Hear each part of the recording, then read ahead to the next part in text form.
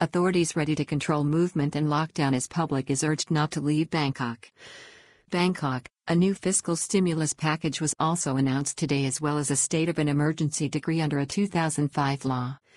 The financial package has measures to assist the unemployed and those laid off as the result of business closures just announced and those to come. The Prime Minister is reported to be still weighing up the options for a lockdown or other measures to halt the spread, such as a curfew.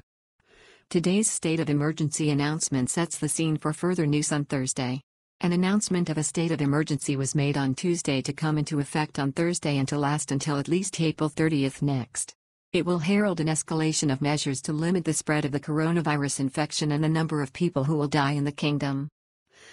The government now has the powers to regulate the movement of people and to order a lockdown or even a curfew if authorities deem it appropriate. On Tuesday, following the same cabinet meeting, Deputy Prime Minister Somkid Jatjasripatak announced a stimulus package of 116 billion aimed at businesses, but which also includes 45 billion in cash handouts for 3 million most at-risk workers. These people impacted by the wave of shutdown measures that have had to be taken, with some still to come. On Monday, Bangkok Governor Oswin Kwanmong pleaded for Thai nationals not to move out of Bangkok even after the shutdown of places of employment, including many outlets which employ informal workers. He told the press that the large numbers seen taking flight on Sunday and Monday were, by and large, migrant workers from Laos and Cambodia racing for the border before Thailand's already restricted checkpoint with their home countries are sealed. Government still weighing orders for a full lockdown. It will have the powers from Thursday. It is being reported that the Prime Minister has been monitoring the situation carefully before issuing a lockdown order, which Deputy Prime Minister Sanu Kriangam has described as a sensitive issue for Thais who value personal freedoms. He said the move, while it may be necessary, will have many adverse consequences. It is now anticipated, given the extraordinary powers that the government has taken onto itself, that Thursday will see some rapid announcements. Government's legal expert has indicated that a lockdown is under active consideration. Deputy Prime Minister Sun had indicated that the government is actively considering the implementation of a lockdown in Thailand and restrictions on the movement of people. Advance warning of a lockdown. The Deputy PM and top legal expert for the government had said, however, that any lockdown will come with notification to the public in advance. He told the media the Prime Minister was still listening to the best medical advice and was weighing the situation carefully. The government has thought about it and we're waiting for a signal from medical authorities, Mr. Sanu said. The Prime Minister is listening to opinions of medical and public health experts. Still, the government will have to consider people's safety as well as their convenience. Government committee concerned about transport operations and have written to operators. Meanwhile, the country's top committee fighting the coronavirus outbreak has written to transport authorities urging them to take steps to disinfect vehicles both before and after use. It also encouraged them to introduce social distancing measures among travelers. The new sweeping government powers will ensure more robust action on this front from Thursday. Governor pleads with Thais not to leave Bangkok. The governor of Bangkok, Oswin Kwanmong, on Monday made a live Facebook broadcast. He pleaded passionately with Thai citizens not to leave Bangkok. His broadcast came as there were reports from Sunday of large crowds at Mo Chit bus terminal on the outskirts of the city. Uptick in numbers driven by migrants returning home. Governor Oswin thanked and praised the Bangkok public for their patience and cooperation so far. He asked transport companies to take action to reduce the density of people traveling and admitted that there was an uptick in numbers exiting Bangkok.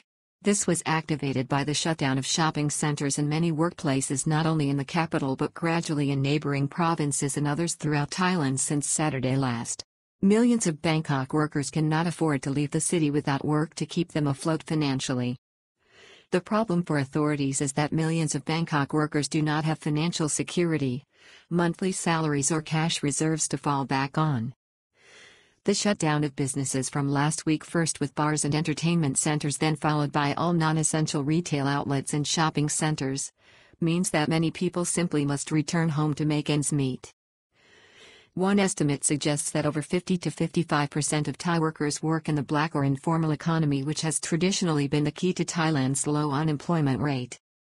90% of exodus so far made up of migrant workers. On Monday, Governor Oswin told the media that nearly 90% of those traveling on Sunday and Monday were not Thai, and this is supported by photographs of large numbers at Thailand's border with Cambodia at Aranyaprathet in Sak Kaya province on Sunday. This was one of the few remaining crossing points still open into the other kingdom. Calls for financial assistance to less well-off Thais. The movement of the migrant workers and some Thai workers has prompted calls for more financial assistance to less well-off Thais. This was on the agenda of Tuesday's cabinet meeting, where proposals for handouts for employees of companies who can't work were agreed. However, this will not address those employed in Thailand's huge informal sector. Sunday saw up to 80,000 at Mochit bus station. On Sunday, there was a huge crowd at Mochit bus station with up to 80,000 people taking part in the exodus. The heightened activity was also seen on Monday. Most of the workers heading home anticipated it would be for at least 3 weeks. Among the migrant workers were also travelers heading for northern Thailand and the northeast of the kingdom and then on to Laos. Nearly all were buying tickets on spec at the terminal. Provincial governors and local administrations being asked to implement social distancing. The exodus on Sunday and Monday has caused officials at the Ministry of Public Health to alert all provincial governors so that provincial officials at district, sub-district and village levels are made aware of the need to ensure that Thai workers returning home must quarantine and be kept isolated. This is particularly for the benefit of vulnerable people threatened by the COVID-19 infection. They were also being urged to brief and inform all communities on proper hygiene measures. At this time, this could be the critical difference to not only saving individual lives but those of whole communities if this virus takes a strong hold in provincial and rural settings. New government approach to detecting infections.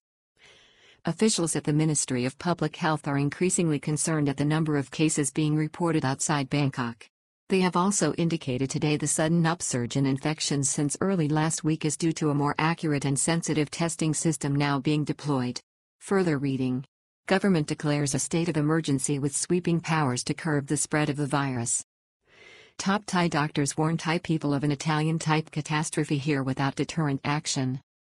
New Team Thailand to the rescue as ex-minister says infections can be controlled in a few weeks.